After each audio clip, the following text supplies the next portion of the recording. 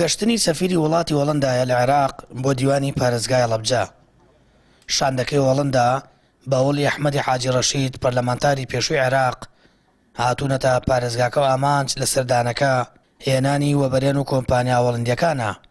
تا زیاتر بواری کشتتوکاڵی و بازرگانی بەرەو پێشەوە ببرێت.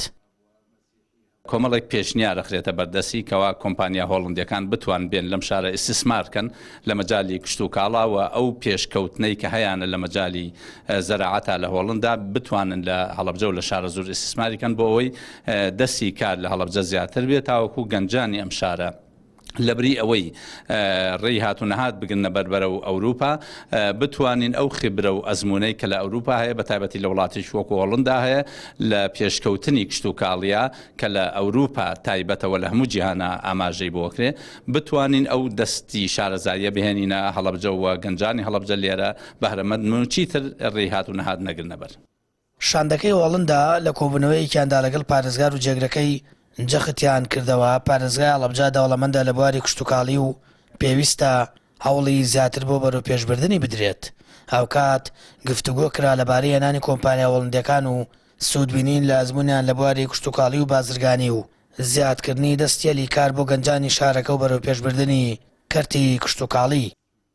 دیارە ئەمڕۆ بە جوودی برای بەڕێزم جەنابی کاک ئەحمەدی حاجی ڕەشید ئەندامی پەرلەمانی پێشوو سەفیری هۆڵەندا مەملەکەتی هۆڵندا پێی باش بوو لەگەڵ نوێنێکی تایبەتی خۆی سەردانی هەڵەبجە بکات و لێرەوە بە چاوی خۆی هەڵەبجە ئاوەدانی ببینێ و دڵی خۆش بوو بەوەی کە ناوچەیەکی جوانی گەشتیاری و وتیە چی دەتوانای ئێمە شابێ بۆ خزمەتکردن بە کۆمەلگای مەدەنی بە کەیسی ژنان بە یەکسانی نێرومێ باو تۆلێرانسە جوان و پێکەوە ژیانەی ئاینەکان لێرە بەو شاری کە پێوتە شاری ئاشتی و حیزب سیاسەکان بەیەکەوە هەماهەنگن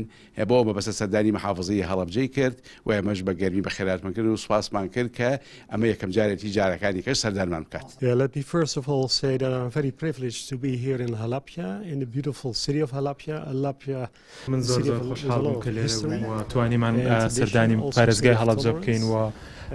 هەڵەبجەوەکۆی کە بیستمانەوەکو کورتەیەکی بابەتەکانەوەی کە شارێکی زۆر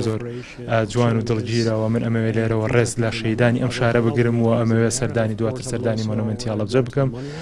و ئەوەی کە بینیمان لە قسەکانە هەڵەبجە شارێکی زۆر گرنگ و گەشتیاری و کەرتی کشتتوکاڵی تیا زۆر چالاکە و ئەمە بابەتێکی زۆر گرنگە کە ئەکرێمە لە داهاتووە هەماهەنگیمان هەبێ لەگەڵ پارێزگا لەسەر ئەم بابەت.